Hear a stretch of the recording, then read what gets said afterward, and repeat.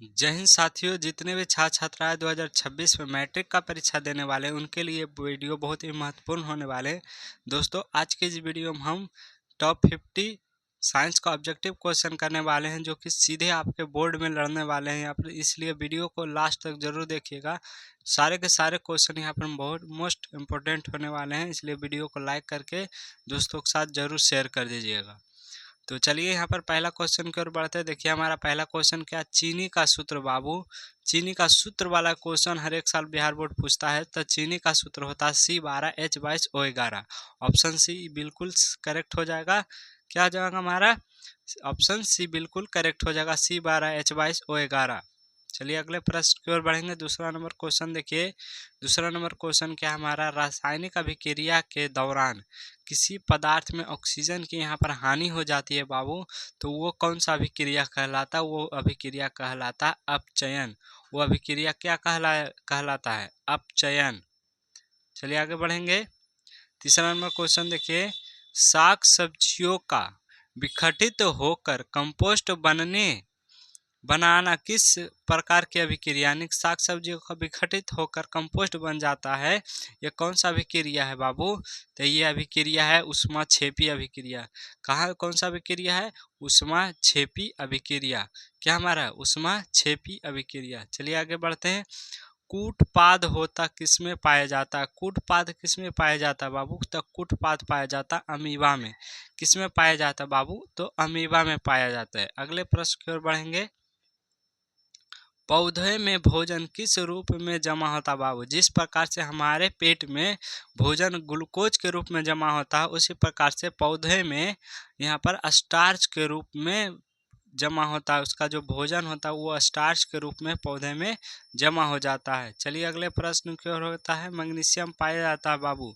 Magnesium किस में पाया जाता है बाबू? तक मैग्नीशियम पाया जाता है क्लोरोफिल में। किस में पाया जाता है? तो क्लोरोफिल में पाया जाता है। इसको याद रखिएगा, क्लोरोफिल के कारण ही हमारा जो पत्ता होता है वो बाबू हरा रहता है। क्या होता है?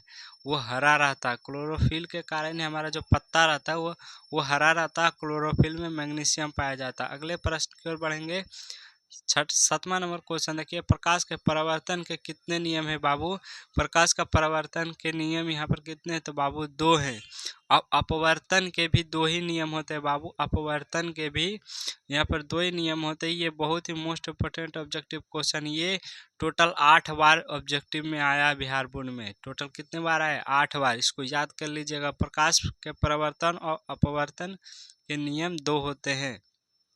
8वां नंबर क्वेश्चन देखिए, हजामत के लिए किस दर्पण का उपयोग होता है?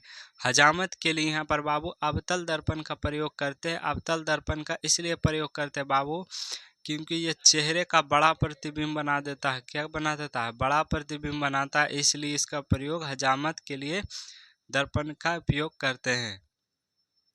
9वां नंबर क्वेश्चन देखिए। 9वां नंबर क्वेश्चन क्या, तालाब का जल कम गहरा दिखाई देने का कारण क्या बाबू? जो तालाब होता है वो कम गहरा दिखाएगा। आप देखते होंगे कि तालाब है जो कम गहरा, लेकिन एक्चुअल में बहुत ही गहरा रहता है। इसका कारण है अपवर्तन। इसका क्या कारण है बाबू? अपवर्तन के कारण जल, जो तालाब का जो जल है वो कम गहरा दिखाई देता है। चलिए अगले प्रश्न की ओर बढ़ेंगे। 10वां नंबर क्वेश्चन देखिए, कौन सा पादप हार्मोन पत्तियों के मुरझाने के लिए उत्तरदायी, यानी कौन सा ऐसा पादप है जो आप देखते होंगे कि पत्ते मुरझा जाते थे? इसका कारण क्या है बाबू? इसका कारण है एब्सेसिक अम्ल। क्या है इसका? एब्सेसिक अम्ल। ऑप्शन सी बिल्कुल इसका करेक्ट आंसर है। आगे बढ़ेंगे। 11 नंबर क्वेश्चन देखिए, थोराइड ग्रंथि में कौन सा हार्मोन निकलता है? थोराइड ग्रंथि से यहाँ पर कौन सा हार्मोन निकलता है? जल्दी जल्दी से बताइएगा। थोराइड ग्रंथि में कौन सा हार्मोन निकलता है? तो यहाँ बाबू थायरॉक्सिन। कौन सा हार्मोन निकलता है? थायरॉक्सिन। नाम से ही पता चल रहा है थोराइड ग्रंथि से कौन सा हार्मोन निकलेगा? थायरॉक्सिन। इसको याद करिएगा। बनाने का साथ साथ प्रयास जरूर कीजिएगा। 12 नंबर क्वेश्चन देखिए, फूल का कौन सा भाग फल में बदलता है बाबू? जो फूल का भाग है कौन सा फल में आगे जाके बदल जाता है बाबू? वो है अंडाशय। वो क्या है हमारा? अंडाशय। क्या है? अंडाशय। ऑप्शन सी बिल्कुल इसका करेक्ट होगा। 13 नंबर क्वेश्चन देखिए, वायु में प्रकाश की चाल निर्वात की अपेक्षा क्या होती है? वायु में प्रकाश की चाल निर्वात की अपेक्षा में कम होती है बाबू। कितनी होती है? कम होती है। निर्वात में प्रकाश की चाल कितनी होती है बाबू? तो 3 × 10⁸ मीटर पर सेकेंड। क्या होती है? 3 × 10⁸ मीटर पर सेकेंड। इसको याद कीजिएगा। 14 नंबर क्वेश्चन देखिए, कौन सी लेंस में वास्तविक एवं आभासी पर दोनों प्रकार के प्रतिबिंब यहाँ पर बन सकते हैं? तो उत्तल लेंस ही एकमात्र ऐसा लेंस है बाबू जिसमें वास्तविक और आभासी प्रतिबिंब दोनों बनते हैं। 15 नंबर क्वेश्चन देखिए, मानव नेत्र में किस प्रकार का लेंस पाया जाता है बाबू? मानव नेत्र में यहाँ पर उत्तल लेंस पाया जाता है, जो कि वास्तविक मानव आँख में कैसा प्रतिबिंब बनता है? था वास्तविक तथा उल्टा। क्या बनता है बाबू? वास्तविक तथा उल्टा। वास्तविक तथा उल्टा। 15 क्वेश्चन नंबर हो गया हमारा। 16 देखते हैं। 16 क्या है हमारा? 16 नंबर क्वेश्चन देखिए, कौन सा पदार्थ लाल लिटमस को नीला कर देता है बाबू? यहाँ पर लाल लिटमस को नीला कर देता है, वो होता है बाबू क्षार। वो क्या होता है? क्षार। जस्ट इसका यदि उल्टा पूछ ले, नीला लिटमस को लाल कर देता है, नीला लिटमस को लाल कर देता है, वो है बाबू अम्ल। अम्ल का जो पीएच मान होता है 7 से कम होता है। 7 से क्या होता है बाबू? कम होता है। और क्षार का जो हमारा पीएच मान होता है वो 7 से अधिक होता है। 7 से अधिक होता है। 7 से अधिक होता है। और उदासीन विलयन का पीएच मान उदासीन विलयन का पीएच मान बाबू, पीएच मान वो 7 होता है। इसको याद रखिएगा। आगे बढ़ेंगे। 17 नंबर क्वेश्चन देखिए, निम्नलिखित में कौन सा प्राकृतिक सूचक है? प्राकृतिक सूचक कौन सा बाबू? तो प्राकृतिक सूचक है हल्दी। हल्दी एक प्राकृतिक सूचक होता है जिससे पता लगाया जाता है कि कौन सा पदार्थ अम्ल है, कौन सा हमारा क्षार है। यहाँ बाबू देखिए, शुद्ध जल का पीएच मान कितना बार होता है बाबू? तो शुद्ध जल का पीएच मान 7 होता है। शुद्ध जल का यहाँ पर पीएच मान होता है वो 7 होता है। 19 नंबर क्वेश्चन देखिए, पौधों में जनन अंग कहाँ पाए जाते हैं बाबू? तो पौधे में जनन अंग यहाँ पर पुष्प में पाए जाते हैं। किस में पाए जाते हैं? पुष्प में। पुष्प में यानी कि फूल में। किस में पाए जाते हैं बाबू? फूल में। लैंगिक जनन पौधे में कहाँ से होता है? तो फूलों में। 20वां नंबर क्वेश्चन देखिए, अलैंगिक जनन की विधि है बाबू। अलैंगिक जनन की विधि कौन सा? बीजाणु जनन भी है, मुकुलन भी है, विखंडन भी है, इसलिए इसका सही आंसर हो जाएगा इनमें से सभी। इनमें से सभी। चलिए आगे बढ़ेंगे। 21 नंबर क्वेश्चन यहाँ पर देखिए बाबू, पुष्पी पौधों में लैंगिक जनन होता है। पुष्पी पौधों में लैंगिक जनन पुष्प द्वारा होता है, यानी कि फूलों द्वारा होता है। किसमें होता है? पुष्पी पौधों में किसके द्वारा होता है बाबू? तो फूलों द्वारा होता है। किसके द्वारा होता है? फूलों द्वारा। इसी में पुंग केसर और स्त्री केसर पाया जाता है। 22 नंबर क्वेश्चन देखिए, बहुत ही मोस्ट इम्पोर्टेंट है। विद्युत धारा का एसआई मात्रक क्या होता है बाबू? तो विद्युत धारा का एसआई मात्रक एम्पियर होता है। क्या होता है? एम्पियर। एम्पियर क्या होता है? एम्पियर। इसको याद रखिएगा। विद्युत आवेश का एसआई मात्रक होता है कूलाम। विद्युत आवेश का एसआई मात्रक होता है कूलाम। एम्पियर किसका होता है बाबू? आगे ही बताएं। विद्युत धारा का होता है। ओम किसका होता है बाबू? तब प्रतिरोध का होता है। प्रतिरोध का एसआई मात्रक ओम होता है। वोल्ट किसका होता है? विद्युत विभव का मान लीजिए, या विभवांतर एक ही चीज है। विभवांतर या विभव दोनों का एसआई मात्रक क्या होता है? वो वोल्ट होता है। ताप बढ़ने पर चालक का प्रतिरोध, ताप बढ़ने पर चालक का प्रतिरोध यहाँ पर बढ़ जाएगा बाबू। ताप बढ़ेगा तो चालक का प्रतिरोध होगा वो बढ़ेगा। आगे बढ़ेंगे। 24 नंबर क्वेश्चन देखिए, कार्बन हाइड्रोजन से सहयोग करके क्या बनाता है? कार्बन हाइड्रोजन से सहयोग करके हाइड्रोकार्बन बनाएगा बाबू। क्या बनाएगा? हाइड्रोकार्बन। नाम से ही पता चल रहा है हाइड्रोकार्बन। हाइड्रोकार्बन हाइड्रोजन और हाइड्रोकार्बन। कार्बन है बाबू। कार्बन क्या है? कार्बन एक अधातु पदार्थ है। कार्बन क्या है? एक अधातु पदार्थ है। चलिए आगे बढ़ेंगे। OH का क्रियाशील मूलक होता है बाबू। OH माने एल्कोहल। अल्कोहल और एल्कोहल एक ही चीज होता है बाबू। तो OH का क्रियाशील मूलक क्या हो जाएगा हमारा? अल्कोहल। चलिए आगे बढ़ेंगे। 28 नंबर क्वेश्चन देखिए, विद्युत चुंबकीय फ्लक्स का ऐसा मात्रक, यहाँ पर बोला चुंबकीय फ्लक्स का ऐसा मात्रक बाबू वेबर होता है। क्या होता है? वेबर होता है। चुंबकीय फ्लक्स का ऐसा मात्रक क्या होता है बाबू? वेबर होता है, याद रखिएगा।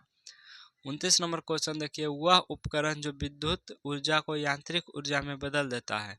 विद्युत ऊर्जा को यांत्रिक ऊर्जा में कौन सा बदल देता है बाबू? तो वो है विद्युत मोटर। क्या है? विद्युत मोटर। वही चीज अगर जस्ट उल्टा कर दे, यांत्रिक ऊर्जा को विद्युत ऊर्जा में बदल दे बाबू, तो वो क्या होता है? वो जनरेटर होता है। वो क्या होता है? जनरेटर होता है। इसका सही आंसर तो होगा बी। लेकिन जब जस्ट उल्टा कर दे, यांत्रिक ऊर्जा को विद्युत ऊर्जा में बदले, तो वो जनरेटर हो जाएगा, और विद्युत ऊर्जा को यांत्रिक ऊर्जा में बदल दे तो वो विद्युत मोटर हो जाएगा। चलिए अगले प्रश्न की ओर बढ़ेंगे। 30 नंबर क्वेश्चन देखिए, डायनमो में किस प्रकार की धारा निकलती है? डायनमो यानी जनरेटर बाबू, जनरेटर में प्रतिवर्ती धारा यानी कि एसी करंट निकलता है। वो कौन सा करंट निकलता है? एसी करंट यानी कि प्रतिवर्ती धारा। नर युग्मक में गुणसूत्रों की संख्या कितनी होती है बाबू? नर युग्मक में गुणसूत्रों की संख्या पर कितनी होती है? 23 होती है, जिसमें जो हमारा 22 होता है बाबू, वो हमारा सामान्य गुणसूत्र होता है, और एक जो होता है लिंग गुणसूत्र होता है, जिससे यानी कि एक्स और वाई रहता है ये, यानी कि ये लड़का नर हो गया। मादा में भी सेम 22 सामान्य गुणसूत्र होते हैं, और एक्स ये एक जो होते हैं लिंग गुणसूत्र, जिससे लिंग निर्धारित होता है कि वो इंसान जो है वो मादा है कि नर। 22 समान गुणसूत्र होते हैं मादा और नर दोनों में, बस एक गुणसूत्र के अलग फर्क होता है, जिससे उसका लिंग यानी लिंग को निर्धारित किया जाता है। भ्रूण का विकास होता है बाबू, भ्रूण ही आगे जाके मनुष्य का रूप ले लेता है। भ्रूण का विकास यहाँ पर होता है गर्भाशय में, इसलिए बहुत सारे यहाँ पर भ्रूण हत्या भी कर देते हैं। भ्रूण हत्या भी बहुत सारे करते हैं, लेकिन ये लीगल चीज़ है, ये हमारे कानून के लिए बहुत ही खराब चीज़ है। तो भ्रूण हत्या भी आप पढ़े होंगे, भ्रूण हत्या अथी में बायोलॉजी में आप पढ़े होंगे। यदि आप नहीं पढ़े हैं तो 11-12 में जाएगा तो इससे अच्छे डिटेल से पढ़ेंगे कि भ्रूण हत्या होता क्या है, कैसे होता है। 33 नंबर क्वेश्चन देखिए, निम्नलिखित में कौन सा नर युग्मक है? नर युग्मक बाबू यहाँ पर शुक्राणु है। नर युग्मक क्या हमारा? शुक्राणु, जिसको स्पर्म भी बोला जाता है, जिसको स्पर्म भी बोला जाता है। 34 नंबर क्वेश्चन देखिए, आवर्त सारणी में कितने आवर्त है? आवर्त बाबू इस प्रकार से, जो सूते रहेंगे, सिंपल सी बात, जो सूते रहेंगे उसको आवर्त, जो खड़े रहेंगे उसको वर्ग, वर्टिकल और हॉरिजॉन्टल। चलिए इस गुण यहाँ पर आवर्त सारणी में कितने आवर्त होते हैं? तो बिल्कुल 7 होते हैं, 7 आवर्त होते हैं बाबू। सिलिकॉन एक है, सिलिकॉन कौन सा है? धातु है कि अधातु है कि उपधातु है? तो सिलिकॉन एक बाबू उपधातु है। क्या है? उपधातु है। सिलिकॉन एक उपधातु है। 36 नंबर क्वेश्चन देखिए, आवर्त सारणी में प्रथम आवर्त में कितने तत्व है? देखिए आवर्त की बोली तो आवर्त बोला तो हॉरिजॉन्टल लाइन, जिसमें प्रथम आवर्त में 2 ही है बाबू, हाइड्रोजन और हीलियम। हाइड्रोजन और हीलियम, हाइड्रोजन और हीलियम, तो 2 ही पदार्थ है, यानी कि 2 ही तत्व है। मानव शरीर में के किसी सामान्य कोशिका में गुणसूत्रों की युग्मक होती है। मानव शरीर में समान कोशिका जो गुणसूत्रों की युग्म होती है बाबू, वो होती है 46। सामान्य मानव शरीर में कितने गुणसूत्र होते हैं? तो बाबू वो होते हैं 46। 38 का नंबर देखिएगा, लिंग गुणसूत्र का जोड़ा पाया जाता है बाबू। लिंग गुणसूत्र का जो जोड़ा पाया जाता है बाबू, वो स्त्री में पाया जाता है। लिंग गुणसूत्र का पूर्ण जोड़ा होता है बाबू, वो स्त्रियों में पाया जाता है। आगे बढ़ेंगे। मेंडल ने, यहाँ पर मेंडल कर दीजिएगा बाबू, मेंडल ने अपने आनुवांशिक प्रयोग के लिए कौन सा पौधा का उपयोग किए थे बाबू? तो वो किए थे मटर के दाने का। मटर के दाने का प्रयोग किए थे मेंडल ने। आनुवांशिक प्रयोग किस धातु यानी कि पौधे पर किए थे? तो मटर के। चलिए आगे बढ़ते हैं। 40 नंबर क्वेश्चन देखिए, डीजल का उपयोग होता है बाबू, डीजल का उपयोग होता है भारी वाहनों में, रेल इंजनों में, विद्युत उत्पादन में, इसलिए सही का आंसर हो जाएगा इनमें से सभी। अगला प्रश्न देखिए, निम्न में कौन सा ऊर्जा प्रदूषण मुक्त है, यानी कि कौन सा ऐसा ऊर्जा है जिसमें प्रदूषण नहीं होता बाबू, तो सौर ऊर्जा में यहाँ पर प्रदूषण नहीं होता है, जल विद्युत ऊर्जा में भी प्रदूषण नहीं होता है, पवन ऊर्जा में भी प्रदूषण नहीं होता है, इसलिए इसका सही आंसर हो जाएगा ऑप्शन डी, इनमें से सभी, इनमें से सभी।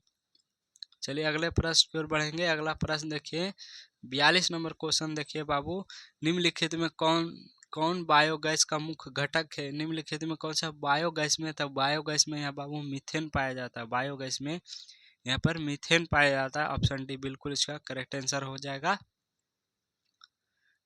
43 नंबर क्वेश्चन देखिए, कौन सा अधातु कमरे के ताप पर द्रव द्रव अवस्था में रहता है बाबू, यहाँ पर अधातु बोल दिया, जब अधातु बोल दे तो ब्रोमीन बाबू, और यहाँ पर पारा कर दीजिएगा, जब धातु बोल दे कि कौन सा ऐसा धातु जो कमरे के ताप पर द्रव अवस्था में रहता तो वह पारा हो जाएगा, और जो अधातु बोल दे तो वो ब्रोमीन हो जाएगा।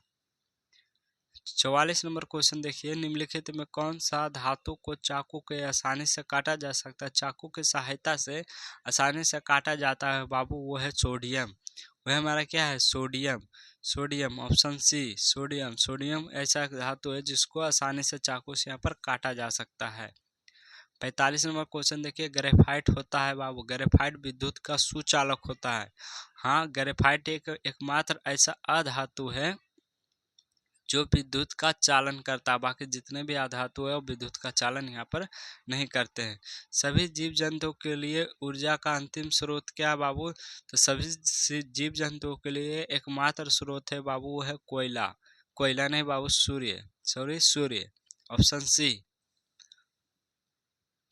47 नंबर क्वेश्चन देखिए, सूर्य के पराबैंगनिक किरण से मनुष्य को कौन सा बीमारी हो सकती है बाबू, सूर्य की पराबैंगनिक किरण से यहाँ पर त्वचा का कैंसर हो सकता है, क्या हो सकता है, वो त्वचा का कैंसर हो सकता है जो ओजोन लेयर रोके हुए है।